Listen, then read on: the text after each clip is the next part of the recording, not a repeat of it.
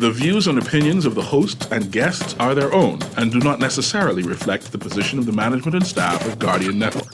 The aftermath of every social revolution brings about change. Cultural norms and landmarks shift as our minds and hearts expand beyond the familiar. To everything, there is a season and a time to every purpose in the land of the living. This is our time to renew, revive, and restore the hope lost to the busyness of life. This is our time to dig again and rebuild from the storms of our past on a solid footing that holds. Welcome to The Foundation. The Foundation. The Foundation is brought to you by Ron's Electric Motors, Commonwealth Bank, Bonneville Bones, AML Foods Limited, Burger King, Fidelity Bank Bahamas, ATO's Holdings, and Alive. So it's the foundation. Foundation. So it's the foundation. Foundation. So it's the foundation. It's the foundation that's rocking the nation. Howard Grant's the host, Guardian radio station 96.9, 12 to 2 is the time. You can call the show or use the text line. Yeah, he educates, he informs. He goes against the norm. He's really got that zeal. Plus, he's a child of God. Foundation. It's the foundation. Foundation. So it's the foundation. Good afternoon, ladies and gentlemen. 96.9 FM radio. Howard Grant in your company, The Foundation, on this glorious Monday morning. If you're in the land of the living, you should definitely be giving praise. I am grateful, truly grateful to be here in your presence today as we continue to be able to mourn the life of two persons snuffed out over the weekend. Just got some information this morning that one person in Eleuthera, police actually responding to the fact that one person in Eleuthera has been kind of snuffed out, and another person on Wilson Track being able to carry his daughter, preparing to carry his daughter to church yesterday morning, very early in the morning, has himself been snuffed out. We continue to be able to talk about these things, talk about where we are for growth and development, talk about where we are as a nation to be able to come to sort of a sober moment to understand that we got to be able to shift our course, shift our position, move towards growth and development, and look at these things with sobriety. I want to talk about these things and talk to you about where we are in this country right now in terms of being able to move forward. Before we do all of that, I got to give you guys a shout out. My good, decent people over there at AFS Insurance Agents and Brokers, I got to give them a shout out. They got everything available. Had a great conversation with them last week, Thursday, to talk about where they are in terms of preparation for being able to, one way or another, very subtly, being able to assist the government with its objective of being able to empower the populace. So if the government's giving SD plates, giving these particular things, then an insurance company has identified a position that they can insure you and don't have to be a heavy burden upon you, right? So you can be able to go down there and check them out at 3411-AFS. 3411-AFS. They'd be more than happy to assist you in those areas. So check them out. My good friend Ethric Bow had breakfast with him on Saturday, over at Garden of Eden. Had a very good time. Shouts out to my good, decent friend Ephraim Jones down there at the Garden of Eden. If you have never been, you got to go check it out. They got the best stews in the house. Sheep tongue. Shouts out to Nancy. Nancy had some sheep tongue, said it was very good. Right, I took a little breakfast. Shouts out to Nancy. She just won the book also, The Black Crab, from Elder Adrian Edgecombe. So it's a good thing. We had a great time last week, guys. We are preparing for ourselves to do the exact same thing. This week's going to start off with a bang. And a very serious, sobering conversation, a conversation of being able to understand where we are from a midterm budget review and being able to contrast what the government has said in last year's midterm review in comparison to this year's midterm review.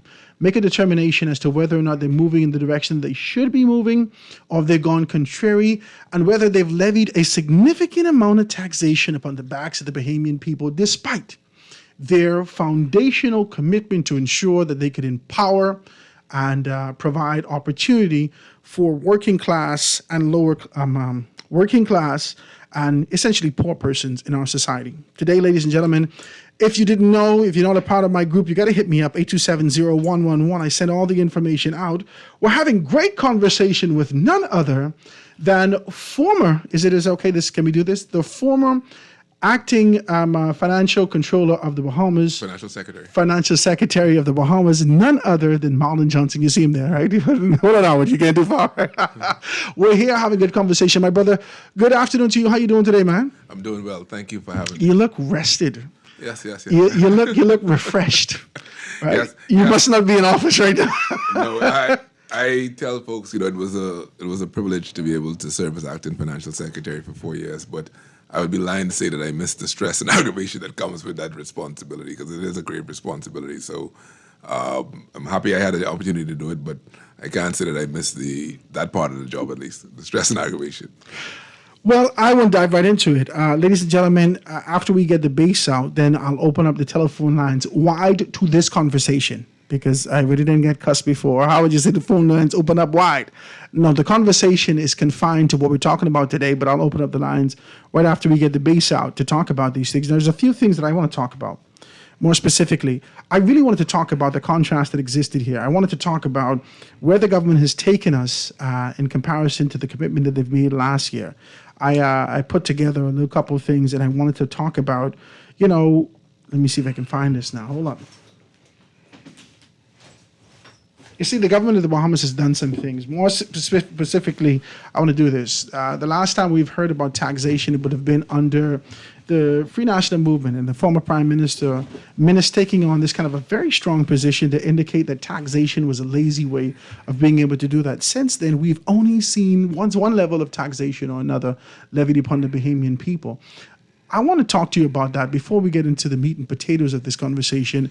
Talk to me about this concept, whether or not taxation is an affirmed concept, an idea, an approach that the government has always been able to take, and whether or not there's any space for innovation and creativity for that to be able to look at other aspects to do some stuff. Okay, so that's a very, very big question. I think, as I've said over and repeatedly, and I have the good fortune of being able to speak about this outside of being in government right now, or being in public service, is that I do think we need to take a step back and have an honest discussion about where we are as a society and our taxes. And what I mean by that is that we have traditionally and continue to be a low tax jurisdiction. Now, Bahamians hear that and they sort of lose their mind when they say that, because when they say we're low tax, they immediately think about the fact that we're a high cost destination. But our high cost and high tax aren't the same thing. We're a high cost and low tax jurisdiction. And we've been so traditionally because we've relied on just our border taxes and no direct taxes. But even after the implementation of that, if you compare us to any comparable country, other than those who have oil revenues, or the Panama Canal, as a major, we are still taxed relatively low. Our VAT at 10% is on the lower range, close to the middle, but still on the lower end of sales taxes. Most places that you would go to outside anywhere between 12 and 20% of a value-added tax or a tax. And in addition, in most places with comparable development, you also have direct personal income tax. So, for example, when I lived in Belize for several years, the VAT there was 12.5%, and I had 25% tax on all of my income over $9,000 US per year. So that's more typical. And then you have to pay for garbage collection. There's other taxes in there that we don't levy now. So we've been a low tax jurisdiction. So we have to start with that premise. And that's okay. But if we want to be a low tax jurisdiction, then we have to decide that, listen, we don't want the scale of government services that we typically want with, subsidized education, subsidized garbage delivery, subsidized healthcare, and the like. And I think that's the national discussion we want to have. Do we really want to continue to be a low tax jurisdiction? Can we afford to be that? And if we want to be that, then what are the implications if we want to remain a low tax jurisdiction? Because I think we're trying to spend like we're a big tax jurisdiction, but we're earning like we're a low tax jurisdiction. And that's why I think our deficits and debts have been increasing. The government has, over the past 20 years, I want to say 20 years, Right. they have really been able to go to town with this concept and idea of presenting to the public that we have placed a significant emphasis on education. We've doubled the budget for education. We've done all these particular things. So the idea that there is opportunity and expansions through education exist in conversation, but Right. in real time, we don't necessarily see that. We see the same curriculum, we see all these Right. particular things, right? So when you start to talk about a high tax jurisdiction or being able to see this compatibility with high cost of living and then being able to see that comparison to high taxes, Right. we need to have a deeper conversation about education. Right. Because if you say that you lived in Belize, the foundation of that was $9,000 they ain't taxing you. I suppose that's their working class or that's the poorer. Yeah. So the poor person don't have The to pay poor income people tax. don't have to pay income tax. Right. Right?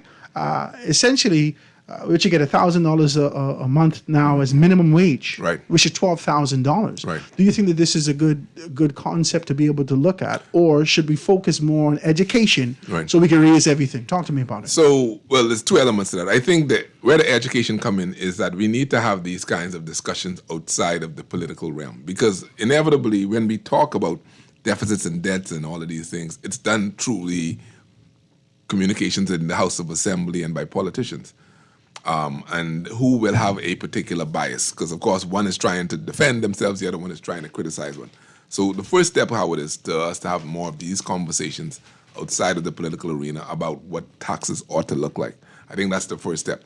Secondly, to your substantive point, yeah, we do need to raise education. But fundamentally, even when we do that, we still as a society have to decide what we want a government to do and not do. If we wanted the government, and what I think has been happening, is that as governments go out there, we continue to expand the mandate of government. I'll give you a good example. NHI, which I thought was which was and is a brilliant idea. I think it's a lasting legacy of the Christie administration, the Prime Minister Christie and his team. An important intervention. But it was always done with the anticipation that people would pay into the NHI. What it has morphed to is that we have NHI, but there's no paying into it. And that is limited. It's right now, so it's just become another extension of government payment as opposed to a true insurance. And of course, the net effect of that is that although people now have, sort of basic care, and that has been a wonderful thing, to move to full insurance, we need to have a conversation and say, no, if you're going to have insurance, you need to pay something every month. If that's $40 a month or $10 a week, and that now expands you to greater cost of care, that's the cost of education. That's how it is in Singapore and in other places, and even down in Turks and Caicos, if you want to have healthcare, there's a fee you pay per month. So we keep adding expenses onto the government side, but try to tell folks that we don't have to pay for it. And again, Is that the culture? yeah, it's a culture, because we're committed to a low tax, no tax jurisdiction, and the political competition between the parties is to say the other side taxing. So we have made taxation into a bad word, and we've made avoiding taxing into a virtue. When people talk about getting relief, it's always about I don't want to pay that tax, as opposed to I am paying the tax in order to have this service. The second side of that, though, which is equally important, is that as governments now, and I say this sincerely, I think over the next 5 to 10 years, we will have to face the prospects of more taxes if we are going to bring the debt and deficit down to an acceptable number. The question we now have to ask ourselves is, if that is the reality, then what accountability and transparency should we demand of our governments if they're going to ask us for more money? Because I think that is the legitimate critique. Every time I raise this on social media or whatnot, I do have some folks who, come at me hard. And their legitimate complaint is, okay, if we do need more money, then we do need to make sure that the governments, whoever's in power, open the books. We need to have freedom of information. We need to have the reports published on time. We need to have the contracts that are given out, procurement contracts for goods and services. We need to have the summary details published. And if governments want to ask people for more money, I think it's incumbent upon us to say, well, you now need to open the book so we could see where our money being spent and making sure we're getting value for money. I had a conversation, and I've been enjoying this already, I must tell you the truth. I had a conversation with one of my guests, Garth, and that one thing that continues to be able to ring in my head as I say it, because he amplified it, and I thought about it even after he said it, is that I said that everyone has a plan. Every politician has a plan, right? Whether it's the FNM or the PLP. Or the COI. Or the COI. I see what you did there. Right? Or the COI, in preparations to step in the government, they can now execute a plan. Right. Right? The only people that don't have a plan, or grouping of people that don't have a plan, is the Bahamian people. We don't have a plan. We are pliable to whatever they seek to be able to kind of upon us. Right. And we have to move with this kind of a wave. Right. For want of a better word, no pun intended, right? Now, I say that to say, when you start to talk about accountability and transparency, the rhythm of our culture and our society is to accept what the government places as the biblical word. Right. That's just what it is. Right. There's no way that we could be able to now, over the years, we've been accepting these things, even from the Minister of Foreign Affairs, right? And the chairman of the PLP and member of parliament for Fox Hill speak to the fact that this is traditionally a concept that has come from the other side. Right? This is an F&M concept. Right. We don't necessarily believe and commit ourselves to that. Right. The government kind of backpedaled and they tried to kind of pull those things back. Right. But we understand that for the most part, both administrations, whether they speak to it or not, they don't seek to be able to give us accountability and transparency. This is what the government needs to do to keep the country afloat, and we've accepted that. I think that's a fair critique. I think people, as a Bahamian people, I often say, we're fine with what's going on until you ask us for more money. So, whatever, and I think that's part of the change, that instead of waiting for our political leaders to change, that's where our advocacy needs to now come in collectively. We need to say that, listen, okay, I accept that we may need to, if I don't want to burden my children with all of the monies we're spending today, I may need to pay a little bit more. I've accepted that personally as a person. In my income range, I am not paying insufficient tax. And I think people who make what I make and who make more than me should be paying more. But at the same time now, if you're going to ask me for more, we need to open the books. And you hit the nail on the head. The first Freedom of Information bill was introduced sometime, I think, in 2010. So we've been at this for 14 years and we still don't have the full enactment of the Freedom of Information Act. And that's an indictment on successive administrations. They pay lip service in opposition. And when they get into power, they all of a sudden now realize, this is not a priority, it's not such a good idea. And by and large, Bahamians have accepted it. So, we got to look at us. There's legislation that require, the Procurement Act, that all contracts, the summary details are to be published within 60 days of awarding the contract. That still hasn't been fully implemented for reasons that I cannot fathom. And again, it isn't a critique at the current administration, because the former administration wasn't much better in this regard. The law didn't exist at the time, but certainly there was no rush to do these things. So it falls back on us. It falls back on us to say, listen, as a people, when we now looking at our elections, let's collectively, every time MP show up at the door, ask them the question, where are you with freedom of information? Where are you with the publication of the like? If we're not interested in these things, we can't expect the policymakers to be interested. And let's not wait until they come and knock on the door or introduce in the house a new tax for us to start making noise. Let's say reasonably, as that happens in other jurisdictions, we want the books to be open. And we want it as a matter of course, and not as a political thing, or not as a partisan thing, but just as a element for, and I keep telling folks, let's ask for it. Politicians will respond to what we ask for. But if we're asking for narrow little things to sort ourselves out, then we don't want to get it. And I always take the adage that has been said. You want a government that's sitting to pass laws that you could be comfortable with when your party isn't in power. And so it ain't just to say, well, okay, we're comfortable now because our boy's in, but we want them to pass legislation because inevitably governments are going to change. And we want to make sure that whomever's in, we have access to know how our money is being spent. And I think that has to be something that we have to say it's reasonable. It doesn't take much change, but it takes us deciding that that's what we want done. This accountability concept and idea that comes to the forefront every time we start to have this conversation, and governments seek to kind of introduce a new tax on the people.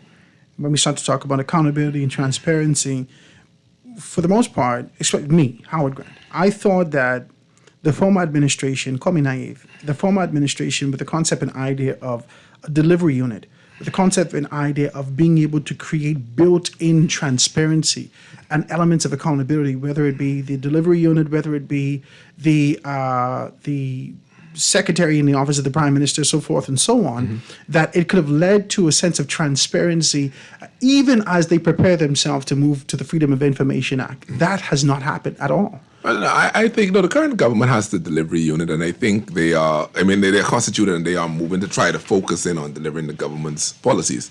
The current government also, in its own iterations of the Public Procurement Act 2023 and the Public Financial Management Act, did have embedded in it a lot of the transparency and accountability mechanisms. They didn't take a lot of that out or remove those elements. Where we fall short, and again, this isn't just this administration or the former one, but let's go back several administrations. The easiest example that I always point on is the state-owned enterprises. We have over 50 state-owned enterprises in a country of 400,000 people. That's a lot. That's all of the commissions, authorities, and the like. And almost all of them are required every year to produce annual statements. How often do we see those? Those are supposed to be published, whether that's UB, whether it's the PHA, whether it's Bahamas Air, NIB. Those entities are required by law to publish annual statements. And most of them are years and years and years behind. So we, as taxpayers... Is it by design or is just incompetence that exists in these spaces? Whatever the reasons, Howard, it isn't happening. The law is not being adhered to. And so, I appreciate you. Right, and so the truth of the matter is, whatever the reasons may be, we have to be insistent as Bahamians that, listen, if my tax dollars is funding these entities to the tens of millions or hundreds of millions of dollars every year, it's only reasonable that me, as the owner of the enterprise, we as taxpayers, get a chance to see the audited reports. I got a two-part question for you. First, there was an expectancy from all of us who know you personally to incrementally create the framework, at least to introduce these concepts and ideas that exist for whenever this inevitability of government happens, this change could happen. They had this kind of a framework that if they don't stop, review, and cancel, we have the proper framework to execute. One.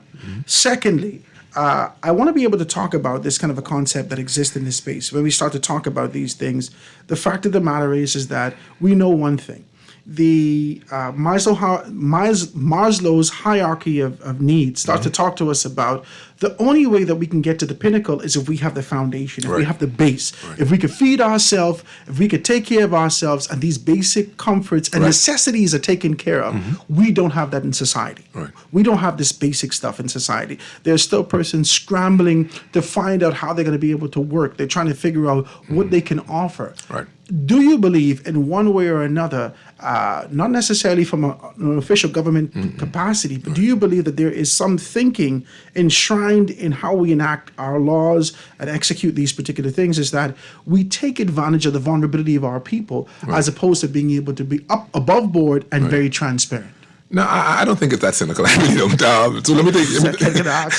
Let me take your first question first about leaving in place the mechanisms. We have to understand that whatever happens at the public service, the public servants are creatures of instructions. So it's the policy makers that are the ones who would put in place policies for continuity. One of the things that started again in the Christie administration that's being picked up now is the National Development Plan. And I would like to see that brought back and recast, not as something that a government does, but something that a society does. Let's take a look at that, but let's now really engage civil society. Let's engage the opposition, the government, the business community.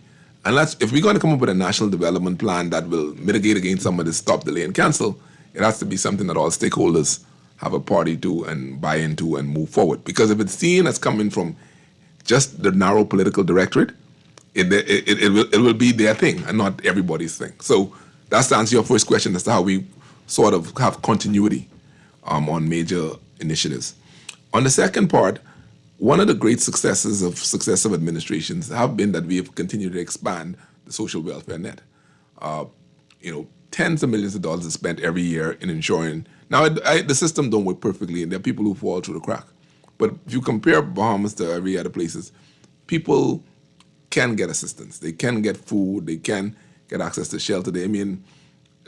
Appliances sometimes. People who roofs have blown off. The government has stepped in. So successive administrations, including the current one, devote tremendous resources in helping the vulnerable. So I don't get the sense that there's sort of some deliberate attempt to contain the vulnerable. I think we have done a good job as a society of providing support and assistance to the vulnerable. Just enough. No, but I mean, it could be improved, sure. But again, if we want to have a expanded welfare state, then now we're going to come back to say, well, we wish to pay for it? Because that's the other side of that coin. But people in the Bahamas don't go hungry. Most people have some place to stay. People have free education. They get free health care. And the government now, BTVI is free, UB is free. There are grants given to people in underprivileged areas to be able to start their own business. So I would argue that we have been moving in the right direction broadly with that. Could it be done more? Yeah. But I think we have done a fairly good job as a society on that. That's my view on it. I like this conversation. Ladies and gentlemen, you got to be able to join me. When we get back, we can start to talk about the midterm budget review, the position that the government is right now. We're going to talk about sort of the SWOT analysis, the strengths, the weaknesses, the opportunities, and the threats that exist in that particular space, and what our expectations are as we move forward with this administration. We're here talking with none other than Marlon Johnson, being able to chop this thing down. Take this quick commercial break and be right back after this. The foundation. Make your mornings easy with the new breakfast bowls at Burger King Nassau. These delicious bowls are a complete breakfast in a convenient package for those on the run who want to enjoy the most important meal of the day, the BK way. Each breakfast bowl has all the breakfast fixings you love and comes in 3 tasty versions to choose from, including the classic, the Southwestern style, and the keto-friendly bowl. BK just made breakfast easier with the new breakfast bowls at Burger King Nassau, where taste is king.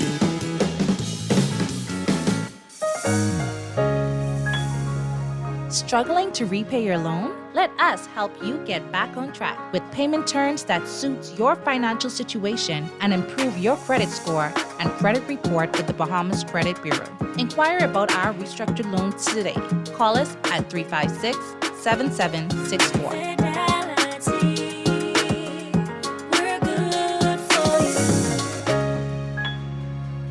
Calling all pizza lovers. Craving something extraordinary? Head into Marco's Pizza and try our golden crust deep dish pizza. Made thick and delicious with fresh dough, fresh cheese, and fresh sauce. And baked to perfection with your toppings of choice. No one makes pizza quite as good as we do. Enjoy all this goodness for $14.75 only at Marco's Pizza. Make the right choice and order Marco's at marcospizzabahamas.com. Creativity is in my blood. From shoes to handbags, fashion lets me express myself and embody Bahamian culture. My name is Aiden Barrow, and I am the creative director of House of Assembly. Alive's Liberty Prime Plan allows me to focus on my passion and stay connected, whether at home or abroad. Once I've created something new, I can post to social media from anywhere and get instant feedback. Alive has a plan for everyone, and it's created with you in mind.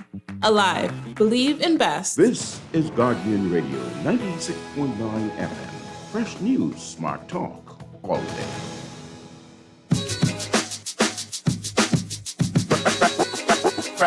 Foundation. Foundation. The foundation. And we are back, ladies and gentlemen, 96.9 FM radio. Howard Grant in your company, speaking with none other than Marlon Johnson, being able to chop down the midterm budget review all the way from the House of Assembly, being able to talk about what our expectations are in terms of moving forward. Marlon, when we left off, we started to talk about these things. I wanted to talk about SWOT analysis. I want to take that there. I want to ask you, first off, what did you make of this position? What do you make of being able to identify the position? Now, we know that there has been a relentless comparison between, Simon Wilson and Marlon Johnson, even when you sat in that position, what he would have done, what he wouldn't have done, so forth and so on. For the most part, whether you say this or not, for the most part, we have socially been able to see a shift. Right, a lot of people are saying, "Well, I didn't expect this," and it seems as though this administration has taken on that kind of a very stringent, stiff-neck approach that the Free National Movement has taken, that we need to do this for the growth and development of the country. So it seems as though this administration has taken, because, before, if I can say this, before they were more pliable, they were more pandering to, a particular segment or their grouping. But now it seems very above board. We need to create revenue for the government of the Bahamas. Tell me what you made of the midterm budget review, and give me some SWOT analysis as relates to what was strong, what you think was weaker, what the opportunities that they've missed, and where there could be sort of impending threats. Talk to me about it. So I think the current administration has sort of picked up where, both previous administrations, the Christie one and the Minister administration, left off, recognizing that there need to be more attention on revenue collection. Mm-hmm. The government was very, very clear from day one. Remember, because they have a policy commitment to get and I don't want to get too technical to just get people sort of thinking, but the policy aim was to increase our revenue from around 18-19% revenue to GDP to 25%. That's a stated policy aim. Mm-hmm. And under that, documented and published, was what's called enhanced revenue collection, meaning that get delinquent folks back in, and make sure that people who weren't paying were paying. So what you see from the current administration, what you see from the financial secretary and his team, is them giving life to the government's policy aim, and that is to crack down on tax cheats and to ensure that persons, delinquent payers, are paying up. That's a specific policy effort, and they have done a great job as far as I can see on that count. It is stringent. It can be tough. But this is going after people who haven't been paying. But this isn't foreign. This I think it was the Christie administration who introduced the revenue enhancement team. The revenue enhancement team, right? And again, it was continued under the Minister administration, and now being again continued under the current. But listen, this culture is a dangerous thing. When they introduced that, I said, "Oh, they can do that. They can do that with that." And then when you saw them actually require you being able to come up and being able to have a conversation with us, I said, okay, globally, we're shifting. Right, but I just want to make sure everybody understand. Although it may be more open now, it isn't just new. That's been a continuation of going all the way back to the Christie administration. What is probably now more different is that the level's a lot more public. But I can tell you there was a lot of hard conversations in the DIR and myself when I was in the chair, talking to delinquent taxpayers and bringing it forward. So there was some success. Again, to the credit of the current administration, it is a lot more open, it's a lot more focused. But that isn't necessarily just the Ministry of Finance doing this. It's a specific and documented policy objective of the government to crack down on tax cheats. The government, despite the fact that you're red, despite the fact that you're yellow, when you sit in this particular position, there is an objective. Right. Yeah. So again, public servants can only move within the context of the law and the policy directives of the government. Yeah. So I used to get beat up for a lot of things that happened in the last administration. I always had to remind folks that my job was to execute the policy and make recommendations, but it's the policymakers, the elected officials, who make the decisions as to what happens, not the public servants, not on policy issues. So that's a policy focus of the government. The DIR has done a great job, I think, the Ministry of Finance as well. The challenge will always be, when you go after people who owe money, as you know this, anybody in business knows this, there could be some who have the money and just refusing to pay. That's your low-hanging fruit, because you could go after them, and once you start to... How do you differentiate between the ones who have and don't have? No, I mean, because remember now, the government has the power to pause your bank account, to garnish your bank account. So it's you can... And when you start to press people and you threaten them legally, you know who then have the money, who don't. They show up right away. Because there are those who have the money. It's like, it's like the people who... I'm sure you all know people who will let their light bill up, and as soon as BPL announced the $8 million, right? They rush in, and they pay the full $5,000 they owe. So this is that they didn't have the money, but not until you wave the stick are they going to come into pay. So there are some taxpayers like that. The more challenging ones, once you run out of that group of people, they are the challenging people are people who owe the money but then spend the money. And so now that is where you see the government now moving in this discussion about liquidating properties. because you would come to me, and if I owe you, again, we all know this in our personal life. If somebody owe you $300, you could berate them and take them to court and that, but if they don't have the $300, they don't have it. And so point blank, you have to work with them, and they can pay you $10 a week until they pay the $300 off. So it's still worthwhile doing, but you don't get that revenue yield that you once you pick all the low-hanging fruit. So I think, once the government has sort of exhausted all of the low-hanging fruit, yeah, you still have to go after the tax delinquent, but your revenue impact immediately is going to be a lot slower there. So I think, I say all that to say that at some point, you're going to squeeze that fruit as hard as you can. And then if that doesn't yield, and we're still spending the money at the pace we have, we will have at some point to look at additional revenue measures to close the gap. So part of the discussion we need to have is what we want to do on the spending side. Because if you grow in the spending side, you're going to have to continue to grow the revenue side. But if there's ways to contain spending, then that limits the new revenue growth that you... So talk to me about it. Talk to me about what you made in your professional capacity, being able to sit in the seat and being able to assess everything. Right. What did you make good, bad, ugly, and different of this budget review and sort of the SWOT analysis? So I think, generally speaking, the country and the finances are trending in the right direction. We have been extremely fortunate as a country to rebound as quickly and as robustly as we have following the pandemic. There's still some behemoths who only think the pandemic happened to us, that we were the only ones who sort of shut things down and everybody else was living their life. No, the world shut down.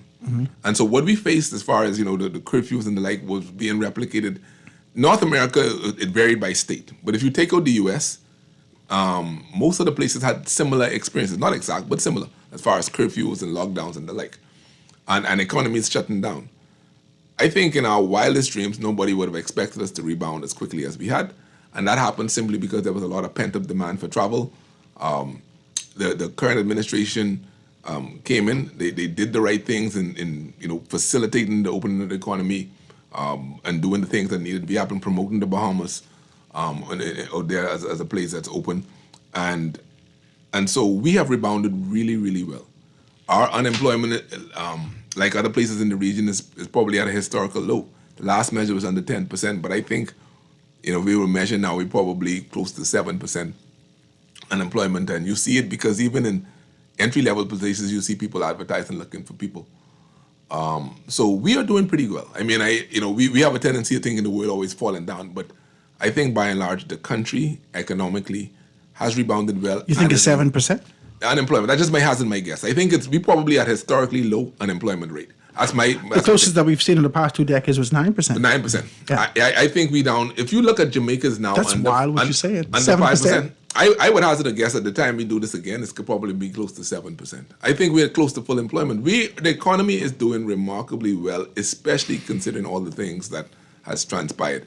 It's folly to try to deny that. I mean, now again, I want to be careful because when I say that, people are, things ain't good for me, and no, I understand that. When I say this in a very broad, general sort of way. Because I'm about to tell you right now, a great deal of this growth that we've seen from employment standpoint has to do with this position that people have taken. The hotel shut down. Right now, you could actually see the sea where there was actually a hotel in the person of Malia, formerly the Sheraton in Radisson. But the truth of the matter is that the persons who were in this space that sat down for years, that mulled over what am I going to do, how am I going to make these things happen, tapped into their skill set and started to make money. So now we see more entrepreneurs. Of course. We see more entrepreneurs who are now saying, wow, I get in so much business, I could take on 2 people. And so this lends to another question I want to talk to you about, the middle class. Right. The middle class and simultaneously having a conversation about not only the middle class, but these enterprises that are building and not getting the type of support. Now, I know you can tell me about the SBDC. I know you can tell me about these particular concepts that has come down from the the World Bank and what they've done, the IDB, so forth and so on. But historically, government has not necessarily been able to identify and amplify the support for those persons. Right. A lot of persons, take for instance, under the former administration. Right. Take, for instance, Airbnb. Right. right? When persons had to chop piece of their own house off, Right. their abode, and create a space so they can be able to make a subsequent income to be able to survive. The government sought to tax this for the purposes of whatever you all look at and say, oh my God, we're making money. Let's see if we can be able to garner this. Right. So talk to me about that. The government has yet to be able to really support persons who are really being able to put themselves out there for businesses. Do you think that they missed an opportunity with this? So again, let's look historically as to what happened. Over the last, prior to the SBDC coming on stream, they had the bank, the Bahamas Development Bank, BIC, and the like. Over the last sort of 5 years, I think the last numbers we've probably been able to provide about somewhere between $60-65 million in financing directly to small businesses. Where prior to that, it was just a trickle. Now, some of that was pandemic money, special loans and the like. But even now with the SBDC, you see daily them being able to provide both grants and loans to small business. So yeah, you're right, it's probably not enough, but it's a lot more than what was there before. So it's trending in the right direction.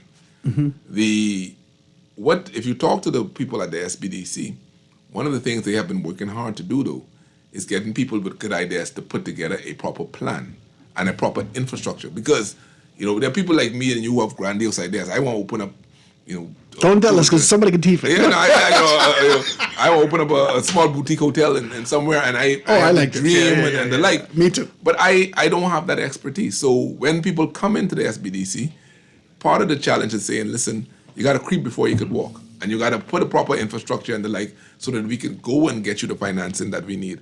So it isn't where it needs to be, and we could do a whole other show as to some of the things we can do better to enable people to get into business, to help people access financing and the like.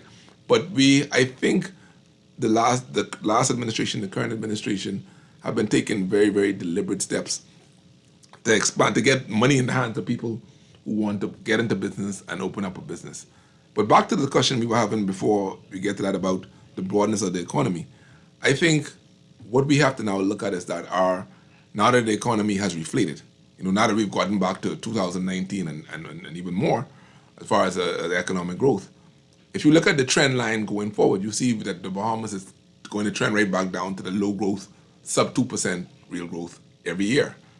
And so after which juncture? After which inflection point? After 26? Yeah, after 24. After 24. If you look at the government, next year, it's going to 1.7, 1.5% growth, 1.1% growth, and that's actually in the midterm budget book. You'll see that we're trending back to, this is by the government's own admission, and it's the same thing that the IMF and the World Bank has said. Yeah, this is global forecast. Right. Yeah, but for us, other countries, the Caribbean average, we're scheduled. I'll give you a good example. The World Bank has said that this year, 2024, we're going to grow by 1.8%. That isn't bad, but that isn't big growth either. That's what we'll call just moderate, healthy growth. The Caribbean average, taking Guyana, which is growing by 30% because of oil. So even if you take them out, the Caribbean average is 4% economic growth. So we're not growing as fast as the regional average. We're behind like 2-point-some% from the average. Yeah. And so there are others, of course, who higher than that. And so if we want to escape what we call the debt trap, if we want to be able to grow ourselves out of our current debt and deficit position without substantial new taxes, it will mean that we have to get the economy turbocharged. So one of the things... But turbocharge is the introduction of new industry, right? Or get more people, get more greater capital formation, doing the things that is going to get that economic growth higher. It don't have to be new industries, Howard, because we haven't begun to exploit our current industry yet. Tourism, if you think about it, the vast majority of the Bahamian Islands are underdeveloped or undeveloped. There are beaches out there where crabs dying on the beach from old age, right? And so before we even talk about new industries, we haven't fully exploited the current industry. But Marlon, we can't have a conversation about exploitation of the industries that exist without being able to look at the very clear reality of survivability. One, when you start to have a conversation about $60 to $65 million injected in the small and medium businesses, and then you start to talk about the transition it'll take for persons, the government has to be deliberate deliberate with identifying these things, and exponentially increase this for people to even move. Right. And ensure that places like Andres, the places like, let's say, Andres, Eleuthera, San Salvador, Abaco, has the proper infrastructure for me to even take my family there. Right. Because I can't commute. Yeah, but let's flip it on. We can always talk about, and I will support the notion that governments could do more. But let's put the onus back on ourselves, Howard. Let's look at, so I'll give you a good right example is South Eleuthero, just by way of example. The Disney project is coming there. All right, there's going to be ample opportunities in Grand Bahama. We have all the infrastructure. You're going to have Carnival with the cruise port coming there, and a new airport that will certainly be on the way. I often ask my peers this: if 10 of us, 20 of us, 100 of us mobilize ourselves, and we are going to decide that, listen, we are going to put some money together as a consortium of folks, and we go to the government with an idea that's sensible, and we got the expertise, I assure you the government will back it. Oh my God. I can assure you the current government will back it. I can assure you the previous one would have, because others have done it. There are Bahamians out there who are opening up, condos and selling Airbnbs, who are doing boutique hotels. There are Bahamians out there making it happen. So the question we got to ask is, even as we agitate government to do the things to enable it, I think we also have to look at ourselves and think about how we can pool our resources together and make things happen. That is part of the self-reflection we need to do, because between us, we have the money and the expertise to go make some things happen. I like this. Let me take the telephone call before they cuss me out. Caller on the line with us live. Go ahead. Yes, good afternoon, Mr. Grant. How you doing? I'm good, my brother. How you doing? All right, and good afternoon to your guest. Hi, good afternoon.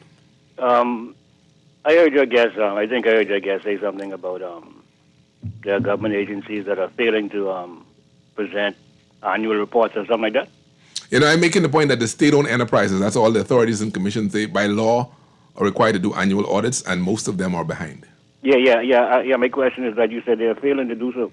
Right. I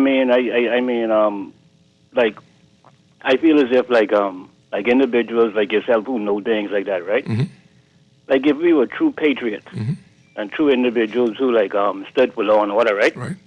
That you see how you talk about getting the funds together and putting it to the government for some kind of plan that the government can approve, right? Right.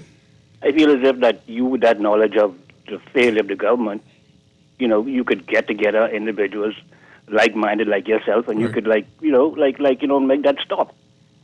Demand that they do that what they are constitutionally, right? Supposed to do, right? Because I don't understand how come individuals could sit back knowing that these things are knowingly happen, right? And refuse and just talk about it. I understand that, but what I want to say is that in a world of experts, like we have so many experts at this, experts at that, but yet still the world isn't as if it's being run by novices. You know what I mean? How is it that we can't find true solutions to problems that face us? With all these individuals, with all this knowledge and all this education, right? And what I want to know too is that when you were talking about the government was planning on cracking down on people who ducking paying taxes.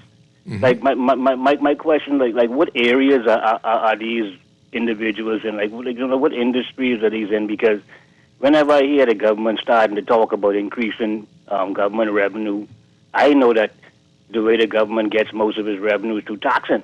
Right. And the people who they tax the most is us. Right. So whenever I hear them talk about increasing government revenue, I become a bit concerned. Right. So what I want to know is, what areas do you see government targeting for these tax duckers, right? Okay. And why is it that? Because I've heard over and over again. I think even one time Jeff Lloyd was on. One time he had a talk show before he went into government, and he was talking about he had a particular foreign client who had made a ridiculous amount of money, and the client asked him how much tax he had to pay, and he told the client nothing, and he said the client was shocked. So, I mean, I want to know why is it that our government does not target companies and foreign multinational organizations or whoever do business down here that make a ridiculous amount of money. Why don't we tax them? I mean, I want to know if they're included in this tax ducking thing. If you understand? Okay. Yes, so All right. you very much. Thank you, brother. I do appreciate you. When we get back, we're going to deal with those particular things. When we get back, I want to talk with Marlon Johnson about the EU blacklisting, public-private partnership, crowdfunding, the concept and idea that exists in Grand Lucayan. This idea that he's put on the table about persons being able to come together, because I'm sure that would have been crowdfunding and being able to do those things like that. And then I want to talk to you more specifically about your position. You started to talk about advocacy, and then you said that in the world of experts, that we're ruled by novices. I want to talk about that. We're going to have a good conversation when we get back, guys. The line's going to be wide open for the purposes of this conversation. Don't fight me. 96.9 FM radio, Howard Grant, the Foundation. Quick commercial break, get to news, and be right back after this.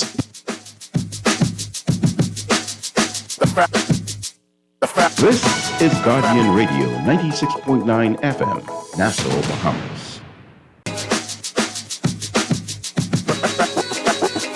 Foundation. Foundation. The foundation. The foundation.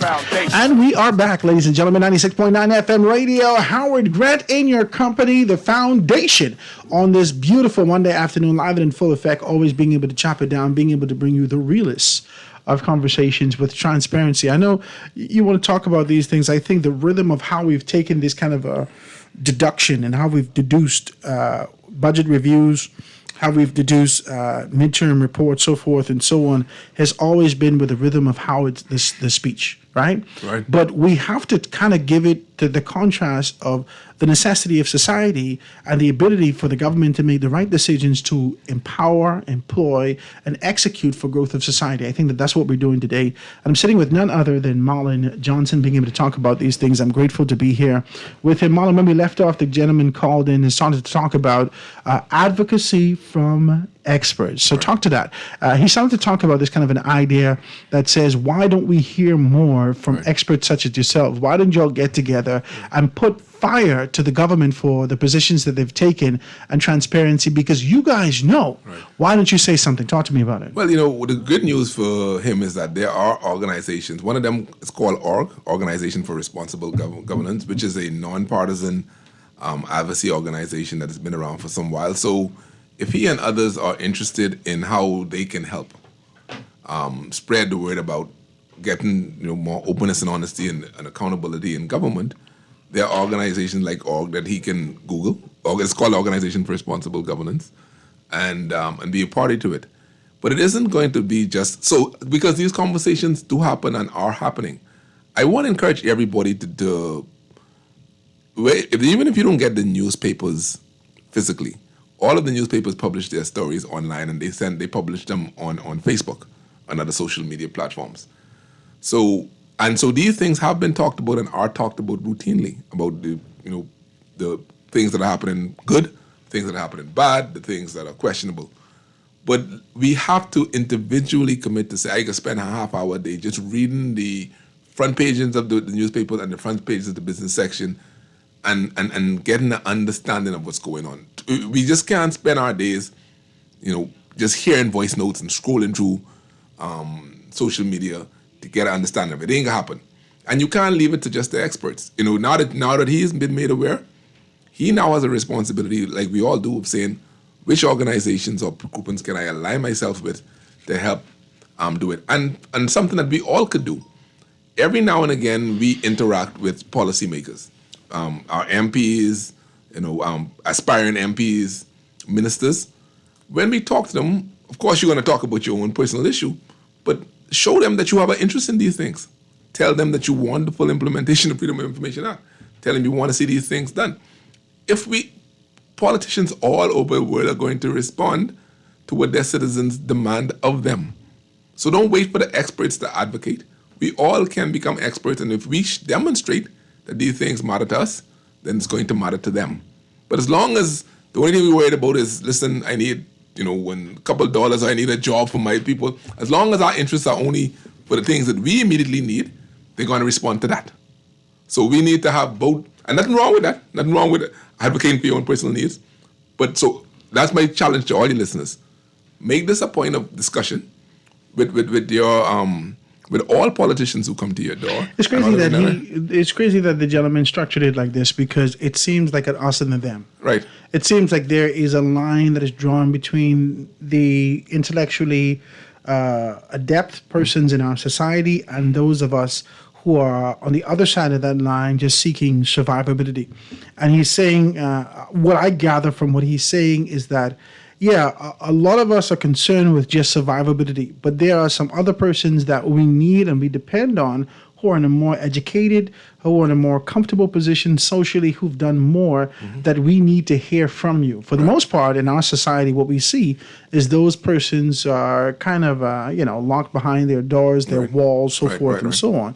How do we now become this society that we can all, and I agree with you, I believe that we have the responsibility for being able to do introspection, to understand our responsibility and contribution, no matter the part of the tier. Whether you're on the top tier, middle, or lower tier, all of us have a contribution to this cake that is economy. Right. Let me give you a good, simple example. When I was a small businessman probably about 20 years ago, and one of my good friends, Johnny Oughton, had the idea of getting going the Small Business Association of the Bahamas going. And he and I and several others, we got the Small Business Association going. We eventually tethered it to the Chamber of Commerce, and it didn't last very long, but it did last for several years with interested small business owners. And people had been for years advocating, saying that we need to have funding mechanisms for small businesses. And after we had several meetings, we found out what people want. We put pen to paper, and we asked then Prime Minister Christie if we can get an entrepreneurial venture fund going. So this is between 2 and 7? Yeah, this is between 2 and 7. And that led to the formation of the Bahamas Entrepreneurial Venture Fund, which still is going and which has funded any number of small Bahamian businesses. But what was surprising to us was that the willingness of the government to listen to us, because we were organized and we put together something that was working. This is the second time you say this, or third. Right, but I'm making a point. I'm making a deliberate point. We talk, and we have the talking heads, and we scream organized advocacy. And I could give you several other examples where different administrations, PLP and FNM, have responded positively to those persons who organize themselves, who advocate in an organized way, and who put together communications that make sense. I've seen it happen, certainly when I was FS, with persons who approached the government at the time.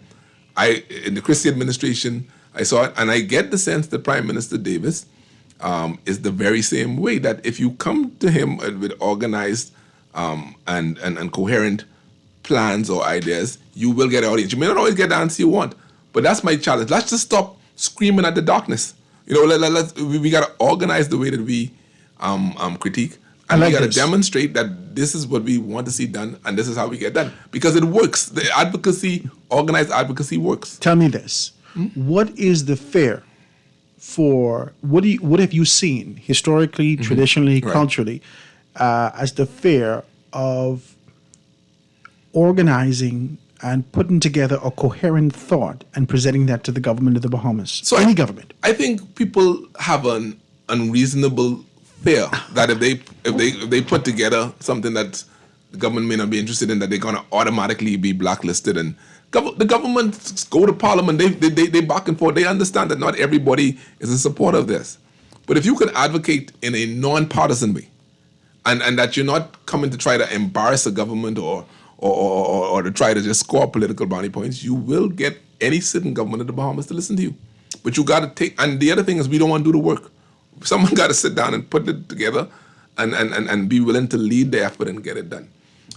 So now political advocacy is important, so I don't want to downplay those people who want to agitate politically. But there's another way that we can advocate as civil society. This economic advocation that we're talking about, this economic advocation, historically there's always been this view. You started to talk about the fact that you desire to open up a boutique hotel. And there are a lot of persons that are talking about the concepts and ideas of being able to create industry, create opportunities for themselves, and empower the people around them. But there has been stories, very dark stories, about this presentation to the protocol of government. Not necessarily just showing up to cabinet one day, but there is a protocol that you follow in doing these things. And the fear and the stories that come back from this is that I presented this to the first tier, and these people teeth my idea.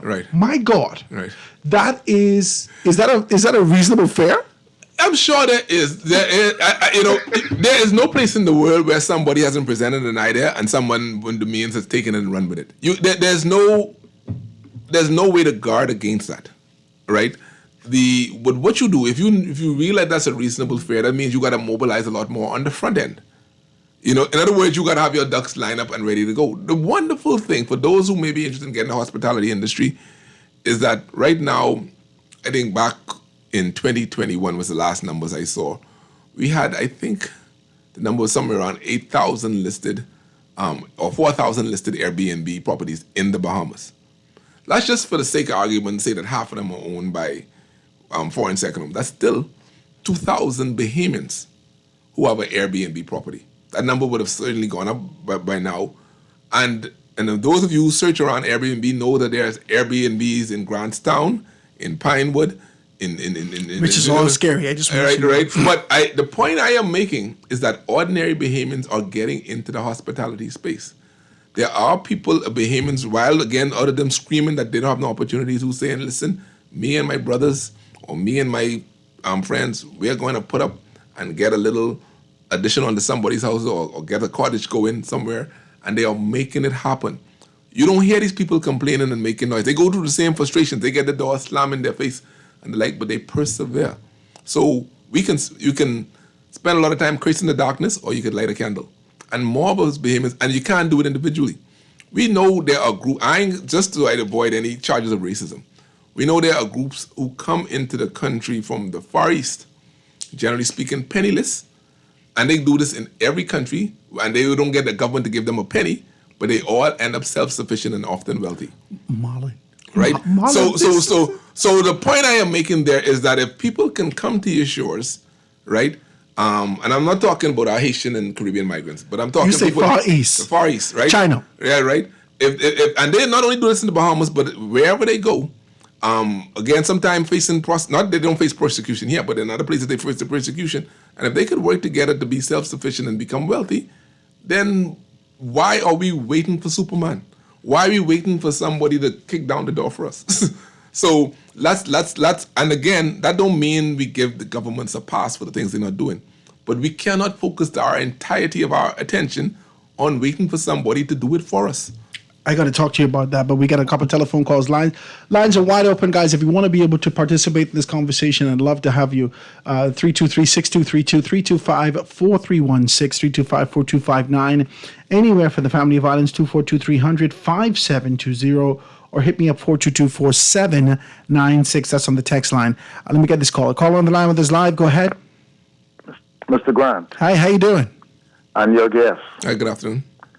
I don't know. Would I be broken your protocol if I don't touch on homicide or what? We ain't talking about homicide today. We talking about the economy. We here we're sitting with none other than Marlon Johnson. Oh, that's Mr. Johnson. Okay, yes, good. Yes. Yeah, happy New Year to Mr. Johnson. All right, good. Yes. Okay. All right, thanks. Now, if you hold that question, we have an opportunity to be able to talk about that tomorrow, God spare, because I'd like to be able to talk about that. So let me take the next caller. Caller on the line with us live. Go ahead. Hello. Hi, how you doing? Good afternoon, Mr. Howard. Hey, what's up, 52? Good afternoon to Mr. Marlon Johnson. I love what he's saying, right? But I was taken aback by a few things that he said, I know in the first hour.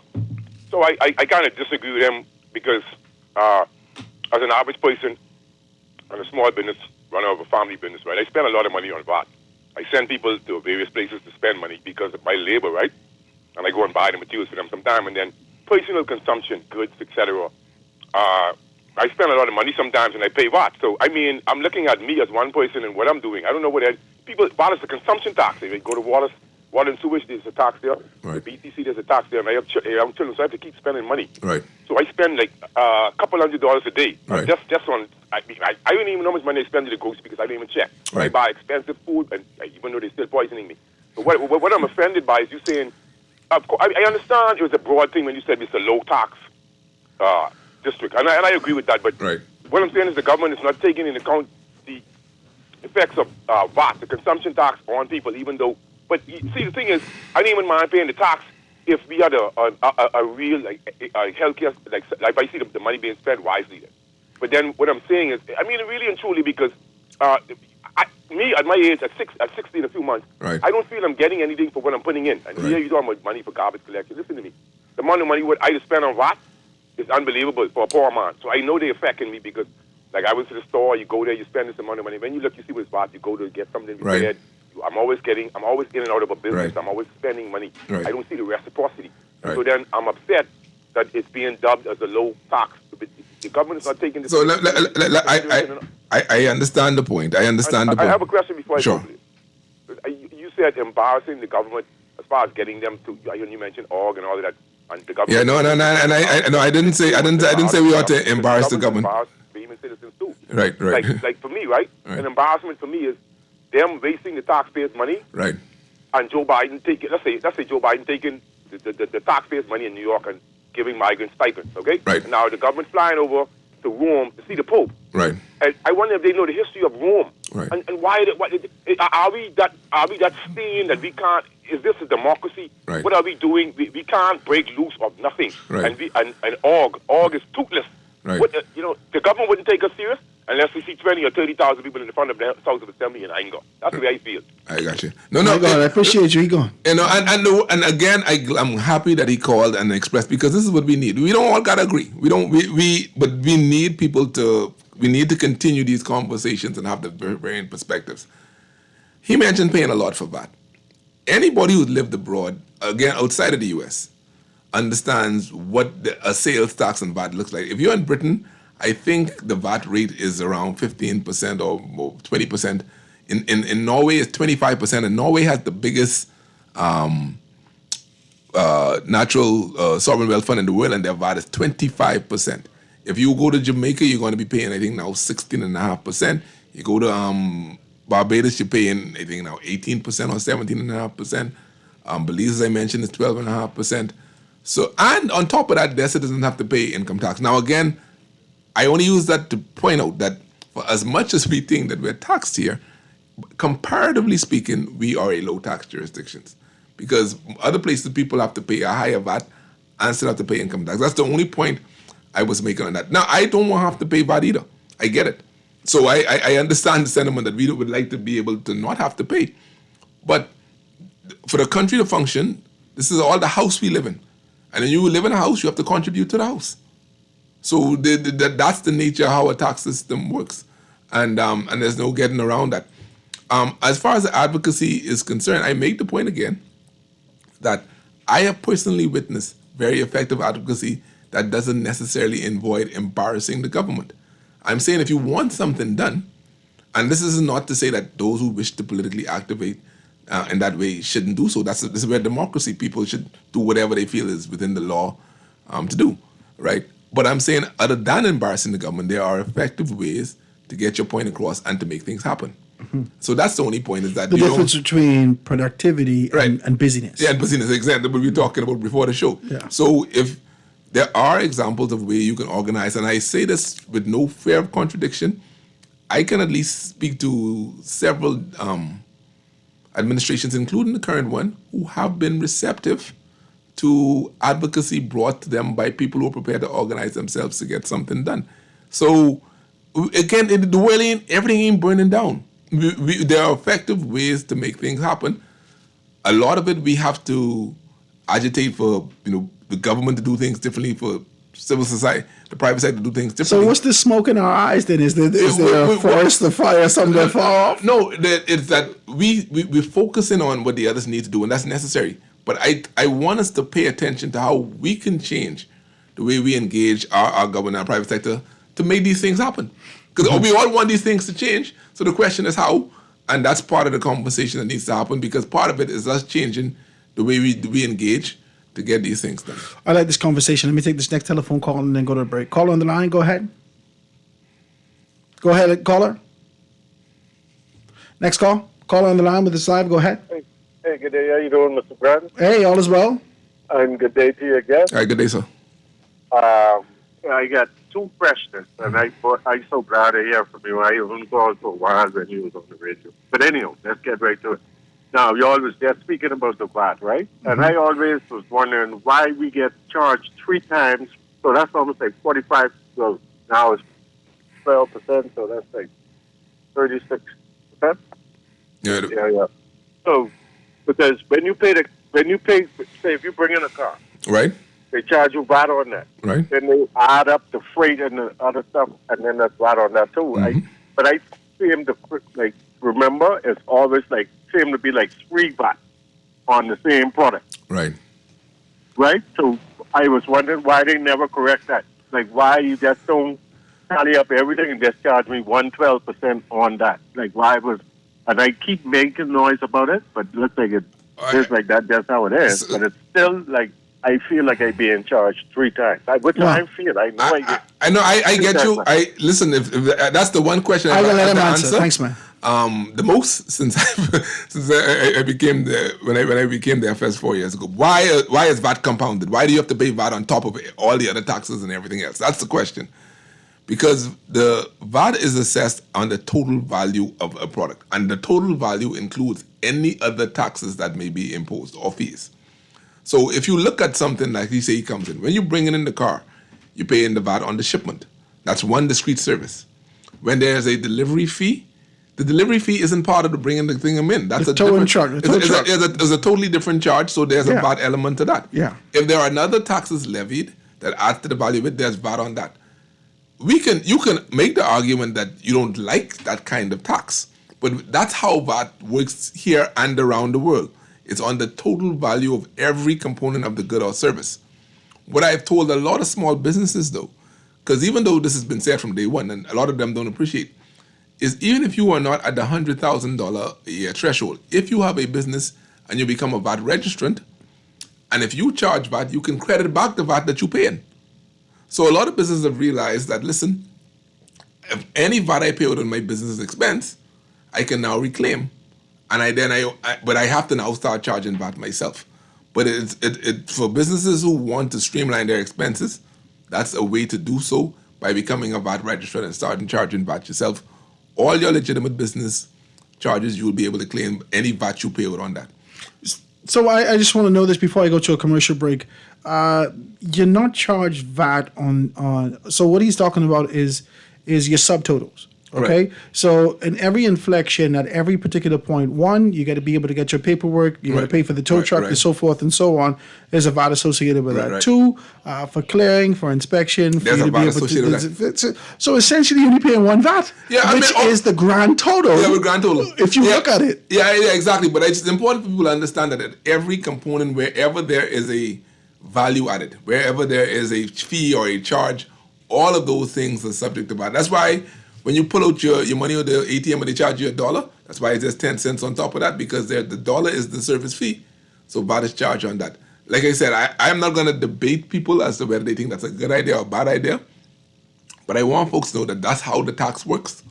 So if we want a different kind of tax, then we have to come up with something else other than VAT. Yeah. If you don't like that element. Well, guys, we're still here being able to chop it down. I see you guys, telephone calls. You got to let me take this commercial break.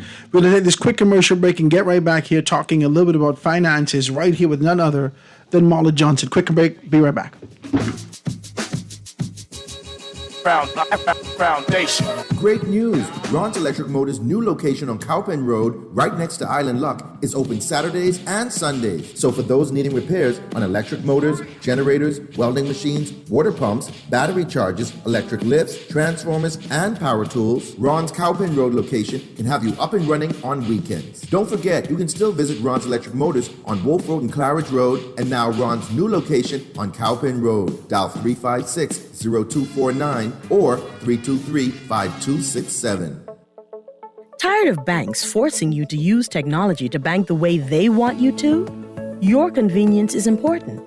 So no matter what your banking needs, Commonwealth Bank's friendly staff are always available in branch for that personal one-on-one service. But when you choose technology, our online and mobile banking app offers you state-of-the-art functionality. The choice is yours. Commonwealth Bank. Bank the way you want. This is Guardian Radio 96.9 FM. Fresh news, smart talk, all day.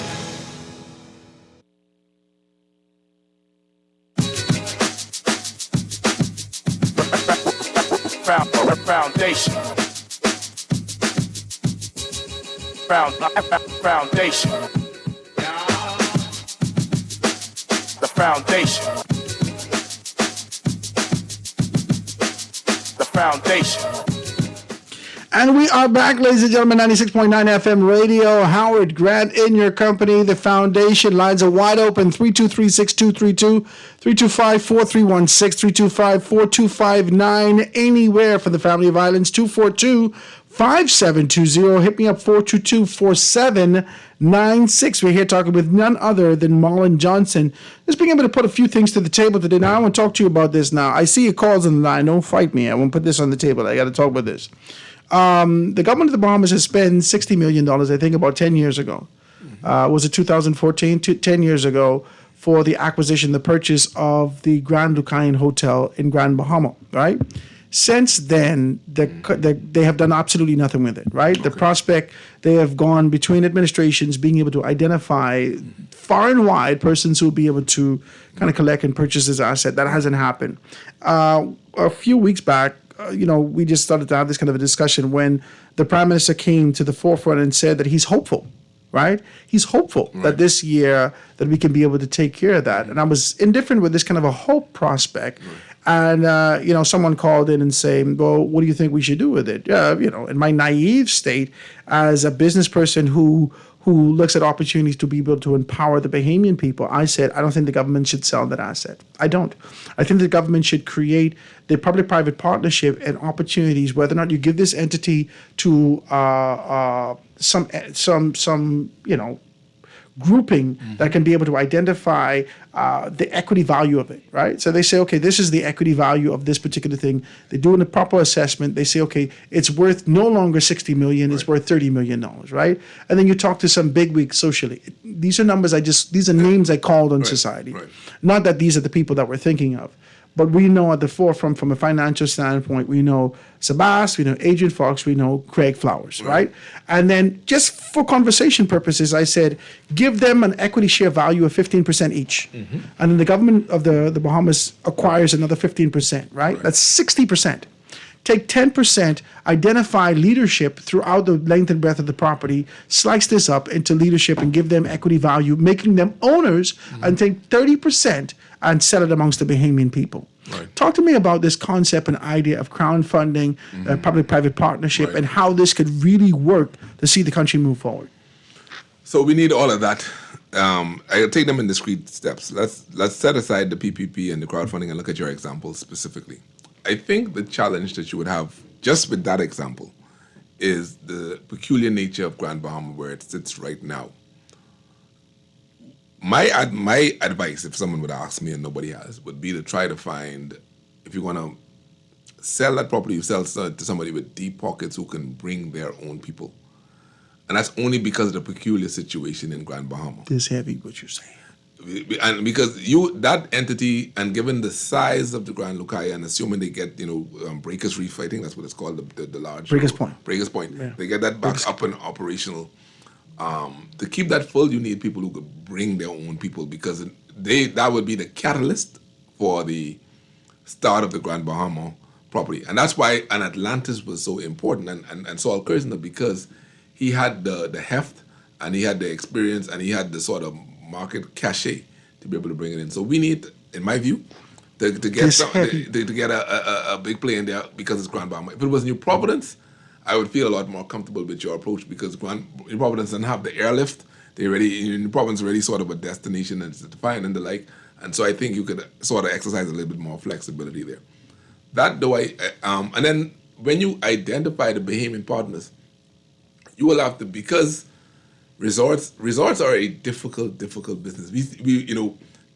Our own country and many others are littered with people who bought resorts and they sell them in 5-6 years or whatnot, because it's feast and famine. When things are good, you make a lot of money, but when things slow down, they are extremely cost intensive to run.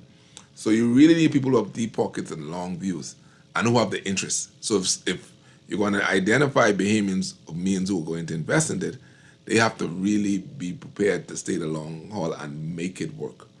And I think that's been part of the challenge. The people who are moneyed interest in the country have made money either through just merchant trade, or in the case of sort of the gaming house operators and the like. And then so they're in very specific niches. I don't know how interested they are in that side of it, because you're going to need an owner who's really going to be dedicated to see it through.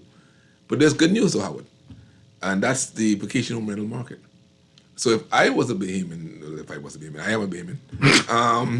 So as a Bahamian, I think that those platforms can allow for us to get into significant hotel properties or hospitality properties without us having to go through the infrastructure that you would typically need. What we would then have to ask of the government is to make sure follow through on the upgrades to the airports, docks, marinas in the Family Islands that can turn into a thriving Airbnb kind of hospitality arena that's low impact, and that where ownership would be spread far and wide. We've been having conversations about Grand Bahama for a very long time and the concepts of what can happen in those areas. Now, we know that Hutchinson Whampoa has significant interest, and they own the ports, essentially, in Grand Bahama, doing a great deal of things like that.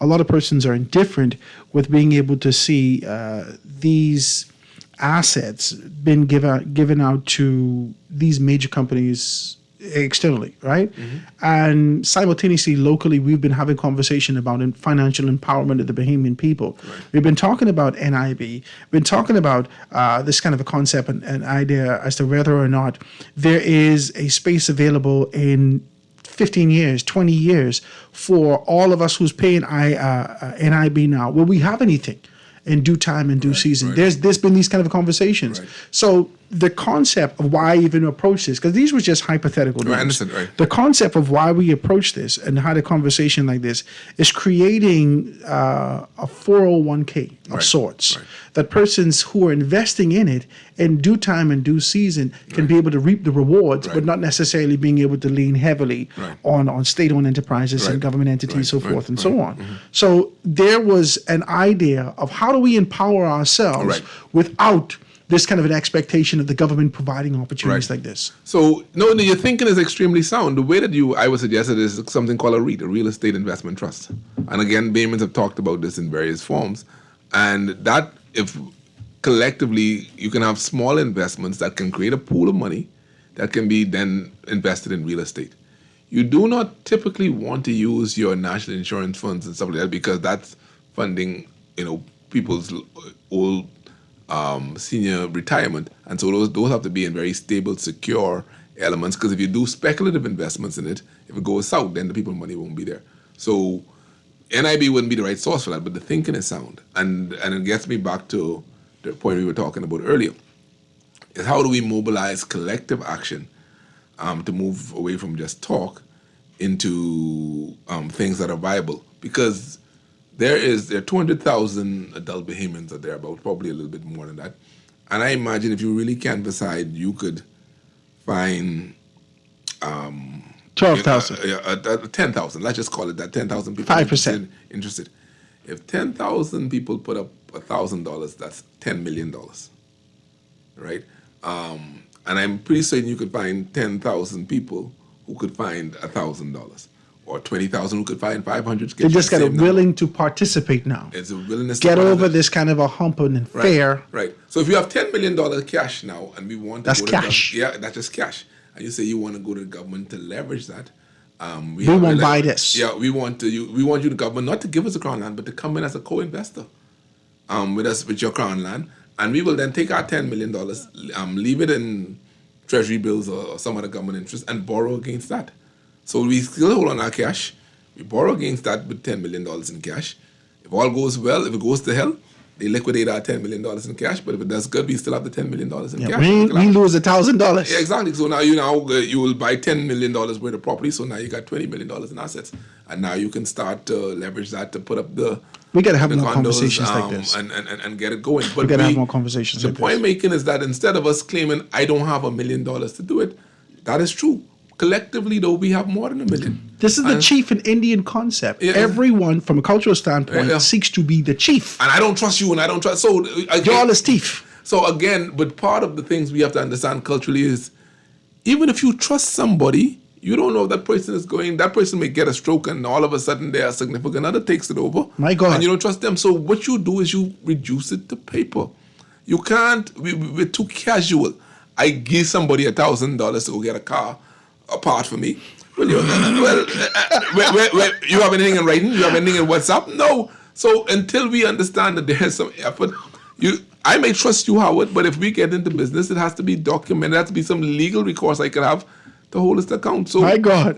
So let's move past this. I can't trust you fellas with children. As soon as they sneeze, you got to use my money. You need to stop. So, let's take a telephone call. Yeah. Okay, let me take this quick telephone call. Caller on the line with us live. Go ahead. Hello, Howard. Hey. Yeah, good afternoon to you and good afternoon, Mr. Johnson. Good afternoon. What's happening? Yeah, Howard, I was calling from after the 1 o'clock news break. My cellular phone freeze. As soon as I get back in, I call back in, you go on to commercial, you come back on commercial, that's the next 20 minutes you're talking. Anyway, let me get this in, man. Mr. Johnson, yes, sir. I disagree with you when you say with the Freedom of Information Act, that us, the Bahamian people, let them get away with it. I disagree with that because if you notice, the government changed 7 times. Mm-hmm. Every 5 years, 7 times. So the Bahamian people does hold that to their feet, that they want local government for New Providence and they want the Freedom of Information Act, but they just don't do it. So the Bahamian people just vote them out. The next thing I disagree with you about, getting your funds, get your business plan together and go to the government, and they should have no problem with that. I'll give you 2 names, Toby Smith and Al Golly. Toby Smith and Al Golly. Yeah, they had their business proposals together and the government reject that. And then another thing is, with taxes, with paying the VAT and paying taxes. See, I hear y'all talking about the states and Biden. Even when I go over in the states in the malls or something, I don't mind paying taxes on whatever I buy. Look at their roads, look at their hospitals, look at their clothes. See, the Bahamian people, we don't mind paying the taxes, once we get value for our money. Because, like, I have 2 cars. I had one of the cars off the road because I had a power stand problem. But times I get it back on the road, I go and license it. They tell me I had to pay for 2 years. I pay $400. But look at these roads. Look at these roads that we have around you. Look at these stoplights. Look at these street lights. You see, we don't mind getting, we can pay the taxes if we get the money, value for the money. And that's the last thing. I go on this one. Your former boss, the Minister of Finance, the Honorable Dr. Hubert Minnis, said that the government and the country loses $500 million a year. $500 million a year on corruption. Yeah. Don't you think if we clog up some of that, if we could just get $300 million, I see Prime Minister Davis talking about the cigarettes, the tobacco, the liquor smuggling, and them type of things. Yeah. But some of that would be on the politicians too. Because, we had 5 MPs before the courts in the last 6 years. So, we don't think if we clog up some of that, that could help go towards the deficit, to get the deficit down and stop putting all the burden on the Bahamian people. I can hang up and listen. Howard, Marlon Johnson say that's what we want, the input from the people, the Bahamian people. So you got to let the Bahamian people get it, answer the phone more, man. Only because I get afforded on a cell phone, I hold 45 minutes on a cell phone. Boss. I appreciate you leaving that because you wait and you held on and you gave great input. You started to talk more specifically about value for money. Despite the fact that we have value-added tax, there's no reciprocity in terms of value for money. The way we get to the value of money question, which is a valid point and a valid critique, is that we got to insist collectively that the books be open. We got to know what's going on. We don't know if we're getting value for money because we don't have the insight in the books. If somebody leaks up and somebody hears something. So the way that we do is, and I don't accept the story that we constantly ask for freedom of information and things, because if we did, the politicians would be responsive. When I find that people get an opportunity to have audience with their policymakers, they agitate for things that are immediate for them. Yeah, they want a contract. They wanted this, they want a job. And again, I don't say you don't do that, but if the politicians are now listening to you want me to help you out, But if our attention is that, listen, no, what we want is freedom of information or whatnot, they are going to respond because they want to get reelected. So if he's been doing it, let him keep it on. He brought up a point, I think, what he said about the value added tax. He made no. He talked about the people who don't get approved. He mentioned 2 people. Toby and Al Colley. But if he goes right on the SBDC website, he can find out the list of hundreds of people who have gotten approved. Not every proposal is going to be approved. So not that because you now do up your proposal and go to the government mean that you're going to get a yes. In nowhere in the world does it work that way. You have to have something that where it is a government, there has to be agreement. The bank has to be prepared to fund it and the like. So we're not going to bat 1,000. Not everybody who comes with something is going to get approved. My God. But there are... We might bat 85. Yeah, but yes, again, you could go on the SBDC website and they have a section of the clients funded. You could see the names of ordinary behemoths. But when you're in that 15% who ain't get it. Yeah, I know you feel it's the word. The world comes down on you. So I just made the point that, yeah, you can pull out examples of people who didn't get it, but that doesn't make the case that it doesn't happen. Yeah. Because you could find people who get it done. And again, I have no challenge with folks disagreeing with me. We need more productive disagreement because we need the dialogue and the discussion to advance things forward. And as long as those are honest disagreements, that's the wonderful thing about a democracy. Let's take this next telephone call. Caller on the line with us live. Go ahead. Next caller. Caller on the line with us live. Go ahead. You on with us? Yeah. Hello. Hey, what's up? Yeah. Good morning. Sound like Anton. How you doing, Howard? Go ahead, Ellsworth, Anton. What's happening with you? I got to give you 1 minute today. Go ahead. Yeah, that's fine. And good afternoon, the former Financial Secretary, Mr. Johnson. Good afternoon. Howard, look here, man. You got to use how people don't hold too long, man. Oh, Jesus, y'all can fight me today. You know, you got a man talking. Anyway, look here, Marlon. Yes, sir. Mr. Johnson. Yes, sir.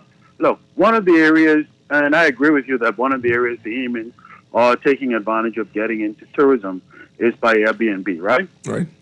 However, my concern as a Bahamian and a nationalist is what has the government done to encourage Bahamians, to position Bahamians, and to promote Bahamians in large numbers getting into Airbnb? What concessions has been afforded to Bahamians who want to get involved in Airbnb or using it as a means to encourage greater expansion of ownership in the tourism economy? Mm-hmm.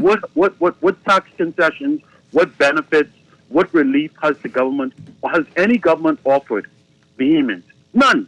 The only thing that we are seeing as it relates to the little window that did open up is the taxation. I have a problem with that. So, right? so let me answer your question directly. You can, if you want to form a company for this purpose, and under the previous administration, all concessions that have been given to hotels are now open to every single small Bahamian business owner. Everyone. Hold on. I can say it again. Yes, please repeat that. You say form a small company. Form a company. All businesses can apply now for, if they are opening a business or expanding the business, they can apply for the very same tax concessions that had been given to large businesses. Don't say nothing. Hold on. I got 7 minutes here. Let me say this. Okay. When I open up my Airbnb on the side of my house. No. When you open up your Airbnb on the side of your house, you have to open it up as a business. Okay, yes, it's a business. Yeah, not it is a business. You have to turn it into a business. There's a difference. Okay, yeah. Okay, so we go through the formality, but this is only independently. Howard Grant Airbnb, boom. Right. One. Are you saying to me now I have to call Anton and form a conglomerate? No. Okay, let me hear what you got to say. No, you have to have a business license. You have to turn it into a business. And so the concessions that you give major hotels, I could be able to get that I could bring my bed in free. Yeah, but that's true of all small businesses today. Yes. Now. No, man. Marlon, that was not happening. When Dionisio Diagula stood up in the House of Assembly. Guys, if I say, you can Google it. I can't lie about something. Why would I lie about something like that? Google it. We can Google it. I don't need to Google that, Marlon. So then when you tell me telling them it's true, now come on, let's be fair. No. I wouldn't go that far to say it. What I would say to you, Marlon, is you are suggesting that you open up a small business, period, any small business. Yes. And you can access the exact same benefits that... This was in the Over the Hill initiative, eh? No. That hotels are afforded in this country. Yes. By government support. Yes. That's what you're suggesting. Yes. Okay, Marlon. All right. Next point, if I can make. No. I don't want you to laugh at me disrespectfully because you just like say no. Come on, guys. No, we adults. I agree with. Marlon, that's what I'm doing. Right? Yeah. No, but that's what you just did. You know what you do it. No. Why you laugh? What's the joke? You are misinterpreting my laugh. What's the laugh? My laugh is, look here, I can do some research into that, and I can get back to you. I knew that existed for the Over the Hill entity. No, guys, let me explain. Yeah. See, a lot of things happen in the country. No, let me finish. Let me finish. I was in the chair. Yes. And if it wasn't the last budget, it was the second to last budget. The government, let me finish. The government announced that all small businesses can apply for all the concessions given to any business. So if you have, and it don't have to be in hospitality, if you have a small business, this is a mechanic shop. Is that it, Marlon? Yes, yes. You can apply. So all small business. Now, what I think where people may get mixed up. If I am doing most people who do an Airbnb don't do it as a business. As a business, right? Right, and so that's where you get that sort of a hiccup. If you do it as an extension of your own place, that's the best kept secret in the country. No, but it ain't a secret. No, because it's open to all businesses. You can apply for it straight through the administration. Why was we having this conversation? And I gotta let you go. Anton. I only got 3 minutes left.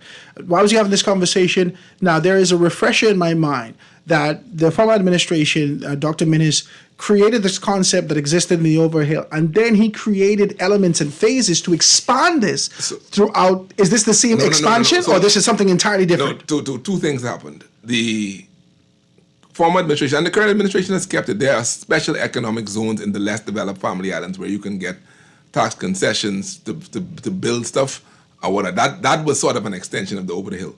Separate from that, the government made a determination that small businesses who are building or expanding their business can apply for tax concessions for the things that they need for their business, including duty-free vehicles, including all these particular things. It's online. You could do a quick Google and you'll find it. Bahamas Small Business Incentives, or it's right there. Okay, and that's been in place. I think either 2020 or 2021. I don't remember the specific year. Last caller, don't cuss me. You got 30 seconds. Go ahead. Caller on the line. Go ahead. Hi, Mr. Grant. How are you, sir? Fantastic. How you doing? Great, Father. Thank you that finally I'm on, and thank you. And hello to your guest, Mr. Grant. Let me tell you. Yes, ma'am. Our leaders, our politicians, our lawmakers, and the government, they have been getting over on the Bahamian people. Do you know that they are passing bills in the House of Assembly, like value-added tax, without passing it in the Senate, which makes it illegal, sir, from 2015? I have been trying to get the Cabinet, the House of Assembly, also Mr. Marlon Johnson, when he was in the chair, to please have also the Minister of Finance produce in the House of Assembly where that was lawfully passed in the Senate, sir, and also when the date was appointed for its enactment. Okay, I can get that information. Sir. I need you, sir, as a talk show host also, to please investigate it. They have defrauded the people of almost $13 billion. Please investigate. Okay, I appreciate your telephone call. Thank you so very kindly for holding. We're going to look into that. It doesn't seem like it lines up with what's happening. What you can check, if you're interested, is government publications and ask for the gazetted versions of the VAT legislation.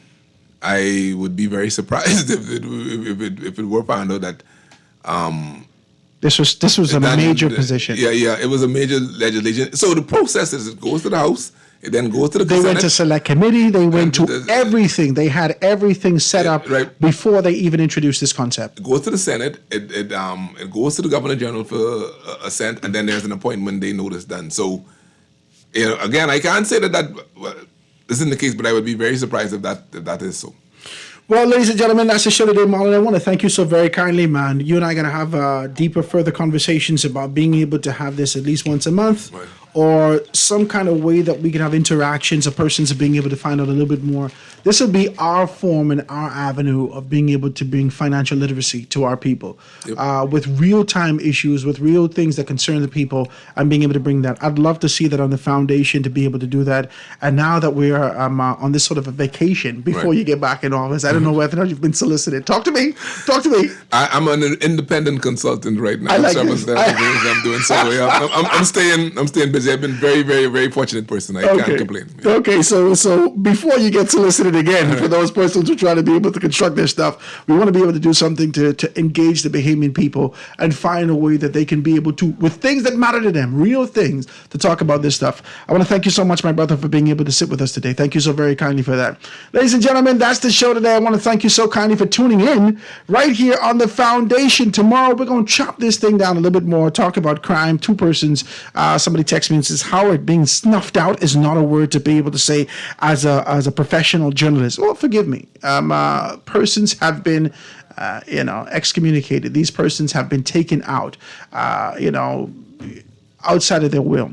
And we're going to be able to talk about that, the murders that persist in our society, and how we can be able to find ourselves, the same way we need to contribute to our position from an economic standpoint, find ourselves in a position to find growth and development as it relates to crime and what's going on in our country. That's the show today. We have a great